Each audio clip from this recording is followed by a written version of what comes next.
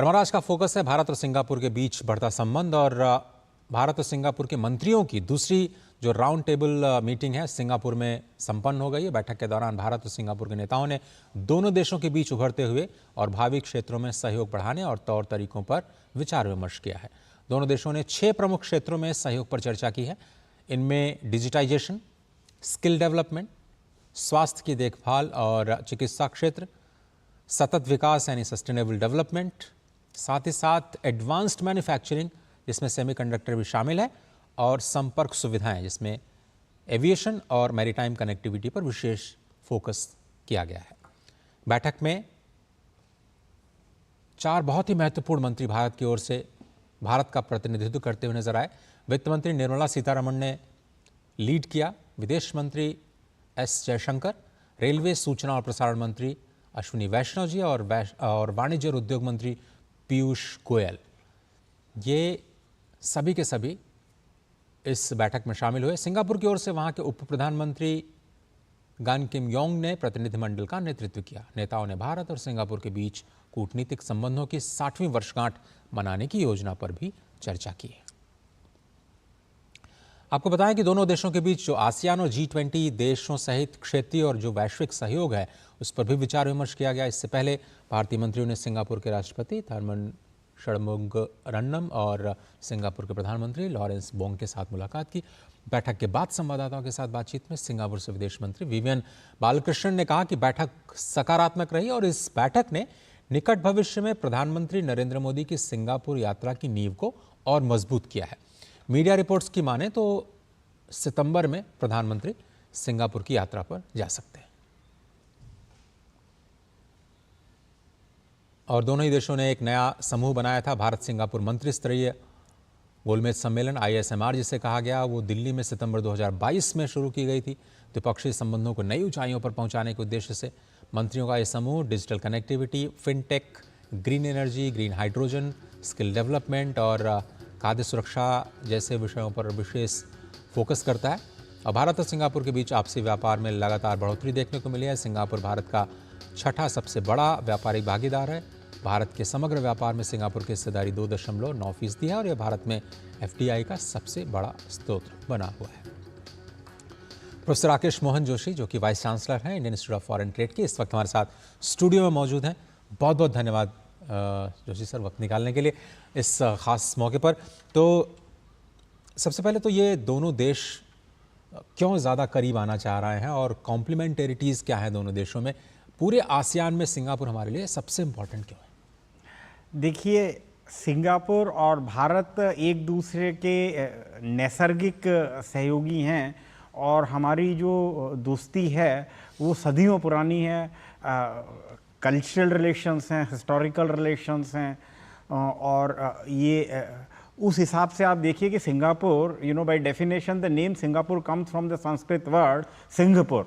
सो ये एक बहुत पुराने हमारे संबंध हैं। फिर हमारे मैरीटाइम रिलेशन रहे इनसे, चोला राजाओं से। बहुत लंबे टाइम तक सिंगापुर को, जब ये ब्रिटिश कॉलोनी हुआ तो कलकत्ता से इसको मैनेज किया गया और उसके बाद में आज़ाद हिंद फौज के ज़माने से जब नेताजी सुभाष चंद्र बोस ने सिंगापुर को अपना हेडक्वार्टर बनाया तो उस हिसाब से सिंगापुर की पॉपुलेशन में जो सिटीजन्स हैं 9% और उससे भी लगभग ज़्यादा इंडियन इथनिसिटी के लोग हैं।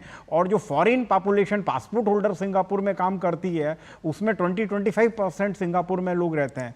अब सिंगापुर ने पिछले कुछ 5-6 दशकों में तरक्की बहुत ज़्यादा की है और उस हिसाब से सिंगापुर टेक्नोलॉजी के क्षेत्र में एक अग्रणी देश हो गया है और सभी देश और भारत का एक नैसर्गिक पार्टनर रहा है, क्योंकि बहुत सारे भारतीय भी जो हैं वो जैसा कि आप अभी डेलीगेशन में भी देख रहे हैं कि एक अत्यधिक महत्वपूर्ण पदों पर हैं और कॉम्प्लीमेंट्रिटी भारत और सिंगापुर के रिलेशंस में जो है वो नज़र आती है। इसके अंदर आप देखिए कि सबसे इम्पॉर्टेंट ये है कि सिंगापुर एक जगह का अभाव है, लोगों का अभाव है, वो एक टापू के अंदर कंट्री है, लगभग 3.5 मिलियन की टोटल पॉपुलेशन है।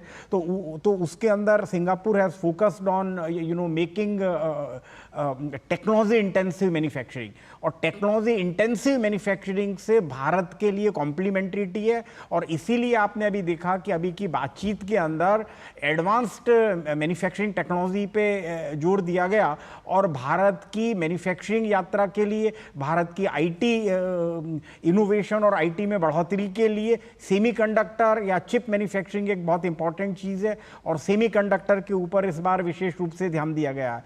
दूसरा, आप देखिए सिंगापुर अपने आप को, जिसको हम इंटरनेशनल मार्केटिंग में एक प्लेटफॉर्म कंट्री कहते हैं, कि उनका जो इंस्टीट्यूशनल इंफ्रास्ट्रक्चर है, इवन फिजिकल इंफ्रास्ट्रक्चर है, वो थर्ड कंट्री ट्रेड के लिए बहुत ही इंपॉर्टेंट है, बहुत ही पॉपुलर है।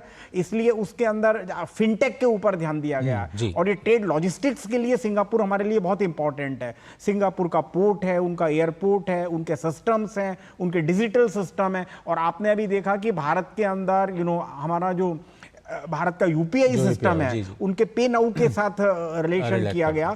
तो मुझे लगता है कि ये दोनों देश बहुत करीब आ रहे हैं, और ये round table, ministerial round table का जो मैकेनिज्म है, ये कंटिन्यूटी एस्टैब्लिश कर रहा है इनके अंदर, और ये अभी की यात्रा मुझे लगता है कि बहुत ही महत्वपूर्ण रही है। लेकिन सर, ये बहुत ही हाई प्रोफाइल दिख रही है, और एक चीज़ आपने देखी होगी कि विदेश मंत्री, वित्त मंत्री, साथ ही साथ उद्योग और वाणिज्य मंत्री के साथ साथ रेलवे और कम्युनिकेशंस मंत्री भी वहाँ पर हैं। कनेक्टिविटी एक बहुत बड़ा इशू है। हमने देखा है कि एविएशन और रेलवेज में हम लोग काफ़ी काम कर रहे हैं, और गति शक्ति इस पर बहुत फोकस भी कर रहा है। एविएशन में हमने बहुत बड़े ऑर्डर्स दिए हैं, मतलब पूरी दुनिया में शायद सबसे बड़ा ऑर्डर इस वक्त भारत ने दिया है, इंडिगो, और अगर एयर इंडिया को मिला दे तो 1000 विमान का ऑर्डर हमने दिया है, जो किसी ने नहीं दिया। जी, किसी ने नहीं दिया। और फिर सिंगापुर की ये शायद रुचि हो सकती है कि अब एमआरओस फैसिलिटीज़ या फिर उससे कनेक्टिविटी से जुड़ी जितनी भी चीज़ें हैं, चाहे वो मैरीटाइम कनेक्टिविटी हो या फिर एविएशन कनेक्टिविटी, उसमें शायद वो भारत की मदद कर सकता है और वहाँ की कंपनियों को भी फ़ायदा होगा। इसलिए कॉम्प्लीमेंट्री उस क्षेत्र में भी ज़्यादा दिख रही है। सर नहीं, ये कनेक्टिविटी में तो आप देखिए कि हिस्टोरिकली हम लोग बहुत करीब हैं, क्योंकि सिंगापुर एयरलाइन को एक ज़माने में भारत की टाटा एयरलाइंस ने शुरू किया था, और टाटा एयरलाइन और सिंगापुर एयरलाइन के बीच में आज भी बहुत ज़्यादा सद्भाव है, कोलैबोरेशन है, विस्तारा है, एयर इंडिया है उसमें, और एयर एशिया है। इनके अंदर सिंगापुर एयरलाइन की कहीं कहीं भागीदारी है, और भागीदारी बढ़ने की संभावना है। तो ये हम एक नैसर्गिक पार्टनर है। जहाँ तक दूसरी कनेक्टिविटी के अंदर हमारा शिप का सवाल है, क्योंकि Singapore is a very not only the port but what we call it as a mother port. Mother port में बड़े वेसल उसके अंदर हार्बर कर सकते हैं, उसका ट्रांसशिपमेंट हो सकता है। सिंगापुर का टर्न अराउंड टाइम जो है वेसल के लिए, वो भारत से कहीं गुना अच्छा है। तो उनकी टेक्नोलॉजी जो है, उसका कोलैबोरेशन अगर भारत के साथ बढ़ता है, तो उससे हमारी एफिशिएंसी में फ़ायदा होगा, हमारी ट्रांजैक्शन कॉस्ट को कम करने में फ़ायदा होगा, और भारत के उत्पादों को विदेश में कॉम्पिटिटिव बनाने में फ़ायदा होगा। और उसके अलावा एक सबसे इंपॉर्टेंट चीज़ इन्वेस्टमेंट। सिंगापुर जो है has been investment destination from across the world, और भारत के अंदर जैसे कि पिछले साल आपने देखा 23-24 के अंदर 11.5 बिलियन डॉलर के साथ में Singapore was the largest source of investment in India.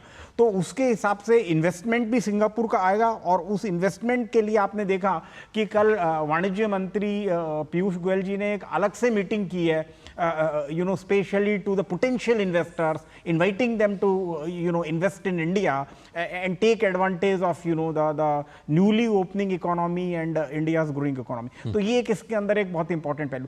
जहाँ तक ट्रेड का सवाल है, व्यापार का सवाल है, उसके अंदर आप देखिए कि भारत और सिंगापुर के बीच में एक थोड़ा सा द ट्रेड डेफिसिट है, क्योंकि हम एक्सपोर्ट लगभग 14 बिलियन डॉलर का करते हैं, इंपोर्ट 21 बिलियन डॉलर का करते हैं। तो हम एक्सपोर्ट कम करते हैं, इंपोर्ट ज़्यादा करते हैं। तो भारत के एक्सपोर्ट सिंगापुर में बढ़ाने की उम्मीद है, और बहुत सारे जो मल्टीलेटरल ट्रेड एग्रीमेंट हैं या एफटीएज हैं इस दिशा में, जैसे आसियान है या और भी कुछ हुआ, आरसेप जो हम गए नहीं उसमें, तो Singapore is an important partner in that. तो उसके अंदर economically, politically and socially Singapore is extremely important. और ये जो गोलमेज सम्मेलन जो हुआ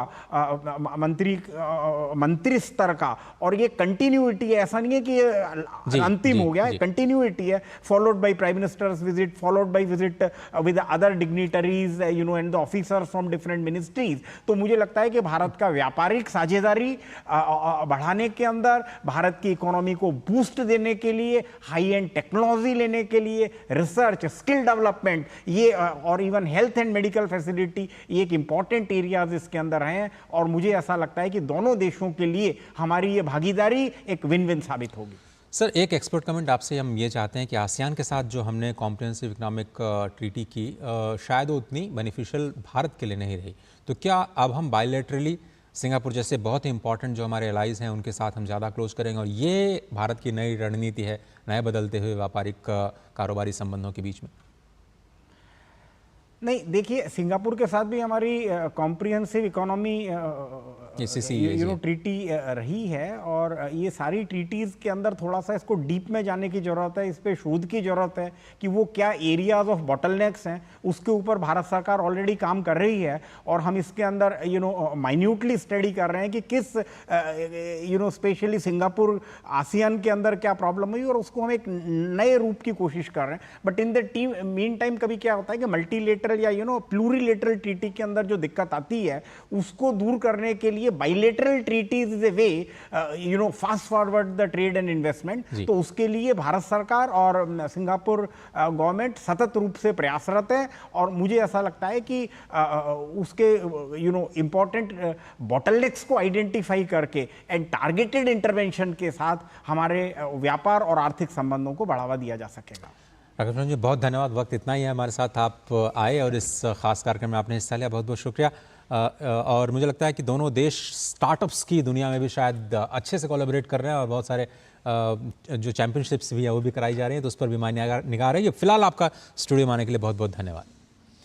और आगे बढ़ते हैं। कनाडा ने चीन में बने इलेक्ट्रिक वाहनों पर अब 100% की ड्यूटी लगाने का फैसला लिया। इससे पहले अमेरिका और यूरोपियन यूनियन पहले ही 100% की इंपोर्ट ड्यूटी